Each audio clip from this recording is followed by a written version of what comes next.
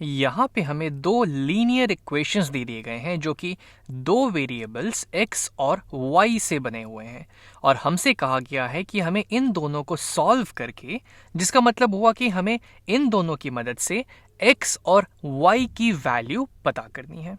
तो सबसे पहले तो हमें ये देख के पता चल रहा है कि ये पहली वाली लीनियर इक्वेशन एक लाइन को रिप्रेजेंट कर रही है जिसमें बहुत सारे पॉइंट्स होंगे, बहुत सारे ऐसे x और y के वैल्यू होंगे जो कि इस एक इक्वेशन को, इस पहली इक्वेशन को सेटिस्फाई करेंगे। ठीक उसी तरीके से अगर मैं इस नीचे वाली इक्वेशन की बात करूं तो ये भी एक किसी और लाइन को रिप्रेजेंट कर रहा है और ऐसे इस पे कई पॉइंट्स होंगे इस लाइन पे जो कि इस इक्वेशन को सेटिस्फाई करेंगे। मतलब ऐसे बहुत सारे x और y के वैल्यूज मिल जाएंगे जो कि इस दूसरे वाले इक्वेशन को सेटिस्फाई करेंगे। लेकिन हमारा काम यहाँ पे ये है कि हमको इन दोनों को साथ में सॉल्व करना है, यानी कि हमको एक ऐसा x और y का वैल्यू बताना है जो कि पहले वाले इक्वेशन और दूसरे वाले इक्वेशन दोनों को सेटिस्फाई करे। यानी कि अगर मैं लाइन के टर्म्स में बात करूं तो वो पॉइंट हमको बतानी है जो कि इस लाइन पे भी और इस लाइन पे भी लाइक करे, यानी कि वो वाली पॉइंट जो इन दोनों लाइंस का इंटरसेक्शन हो वो हमको पता करना है। तो इन दोनों इक्वेशंस को सॉल्व करने के लिए हम लोग एलिमिनेशन मेथड का यूज करते हैं। मेथड ऑफ एलिमिनेशन मेथड का यूज करते हैं। अब जैसा कि यहां पे ये नाम ही बता रहा है, एलिमिनेशन का मतलब हुआ कि हमको एक इक्वेशन की मदद से दूसरे इक्वेशन में किसी भी एक वेरिएबल को एलिमिनेट करना है, हटाना है और फिर बचे हुए वेरिएबल का वैल्यू पता करना है। ये बात थोड़ी अटपटी सी लग सकती है, तो चलिए इसको हम एक बार करके देखते हैं। जैसे कि मान लीजिए हम यहाँ पे से कोई भी इक्वेशन उठा लेते हैं। जैसे चलिए ऊपर वाला इक्वेशन हमने यहाँ पे उठा लिया।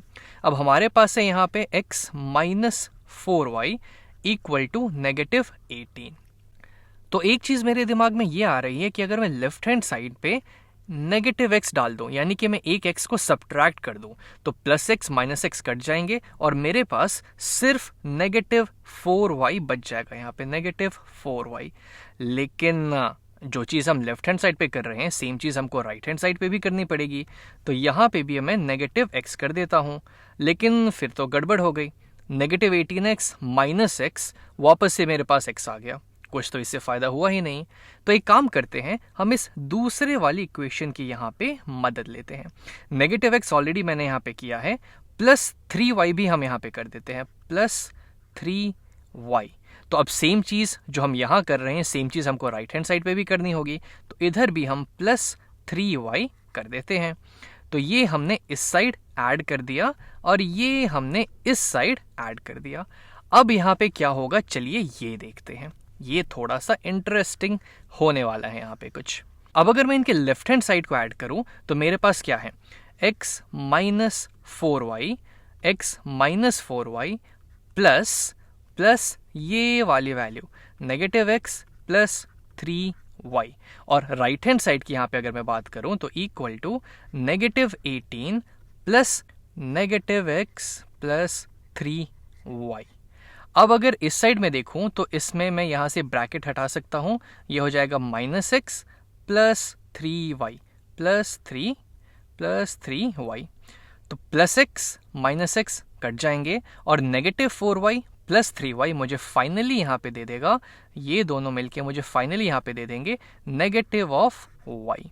लेकिन इस साइड क्या, इस साइड तो मेरे पास आ गया -18 plus of -x plus 3y। लेकिन इसकी वैल्यू तो मुझे 11 दे रखी है यहाँ पे। ये जो है -x प्लस 3y वो तो यहाँ पे मुझे 11 के ही बराबर दे रखा है। तो मैं एक काम करता हूँ, इस पूरे को मैं 11 से सब्स्टिट्यूट कर देता हूँ। तो मेरे पास यहाँ पे हो जाएगा -18 प्लस 11। इस पूरे एक्सप्रेशन की जगह, ये पूरे एक्सप्रेशन की जगह मैंने 11 डाल दिया, क्योंकि ये तो दूसरी इक्वेशन है जो मुझे दी हुई है। -x प्लस 3y वो तो 11 के ही बराबर है। अब यहाँ से मुझे कुछ इंटरेस्टिंग दिखने लगा है। अब यहाँ पे सिर्फ एक ही अननोन है और इसको मैं बड़ी आसानी से कैलकुलेट कर सकता हूँ। तो इसकी वैल्यू यहाँ पे आ जाएगी -18 प्लस 11 हो जाएगा -7, और ये है मेरा -y के बराबर। अब दोनों साइड मैं -1 से मल्टीप्लाई कर देता हूँ। -1 से मैं दोनों साइड मल्टीप्लाई कर दूंगा तो मेरे पास आ जाएगा y की वैल्यू y की वैल्यू जो कि -7 टाइम्स -1 यानी कि 7 के बराबर हो जाएगी। और अब हमारे दिमाग में ये चीज़ तो आएगी ही कि y तो आ गई हमारे पास, लेकिन अब x की वैल्यू कैसे पता की जाए। तो आप इसमें से कोई भी इक्वेशन उठा लीजिए, कोई भी, और उसमें y की वैल्यू डाल दीजिए और x की वैल्यू कैलकुलेट कर लीजिए। जैसे कि मान लीजिए मैं पहली वाली इक्वेशन को यहाँ पे ले लेता हूँ। पहली वाली इक्वेशन में यहाँ पे मैं अगर y की वैल्यू 7 रख दूँ तो हमें क्या मिलेगा, तो मेरे पास यहाँ पे आ जाएगा x -4 टाइम्स y की जगह मैं यहाँ पे डाल देता हूँ 7 यहाँ मैंने डाल दिया y की जगह, इक्वल टू -18। ये चीज़ मुझे यहाँ पे पहली इक्वेशन दी हुई थी तो वो मैंने यहाँ पे डाल दी। अब यहाँ पे हम कैलकुलेट करते हैं कि x की वैल्यू क्या आएगी, तो ये हो जाएगा x -4 टाइम्स 7 यानी कि 28 इक्वल टू -18। दोनों साइड अब मैं 28 ऐड कर देता हूँ, यानी कि +28 +28। तो फाइनली मुझे मिल जाएगा यहाँ पे मिल जाएगा, ये और ये कैंसिल हो जाएंगे और x की वैल्यू आ जाएगी +10 के बराबर, -18 +28 +10। तो मेरे पास जो वैल्यू आ गई वो हो गई, x की वैल्यू यहाँ पे हो गई 10 और y की वैल्यू यहाँ पे हो गई 7 के बराबर। ये मेरा सॉल्यूशन आ गया, जिसका मतलब ये हुआ कि हमें जो यहाँ से ये कोऑर्डिनेट मिला 10,7, ये कोऑर्डिनेट दोनों इक्वेशंस को, दोनों दिए हुए लाइन के इक्वेशंस को सेटिस्फाई करेगा और एक्चुअली ये वो पॉइंट ऑफ इंटरसेक्शन होगा जहाँ पे ये दोनों लाइंस मिलेंगे। और अगर मैं आपको एक रफ आइडिया देना चाहूँ तो मैं यहाँ पे एक रफ ग्राफ ड्रॉ कर देता हूँ ताकि मैं आपको ये चीज़ यहाँ पे दिखा सकूँ।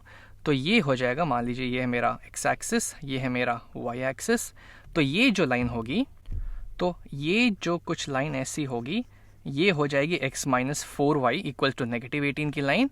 और ये जो कुछ यहाँ पे दूसरी लाइन ऐसे कुछ बनेगी, ये जो पॉइंट ऑफ इंटरसेक्शन यहाँ पे होगा, ये रिप्रेजेंट करेगा 10,7 को। ये पॉइंट ऑफ इंटरसेक्शन हो जाएगा 10,7, जो कि इन दोनों लाइंस का सॉल्यूशन कहलाएगा।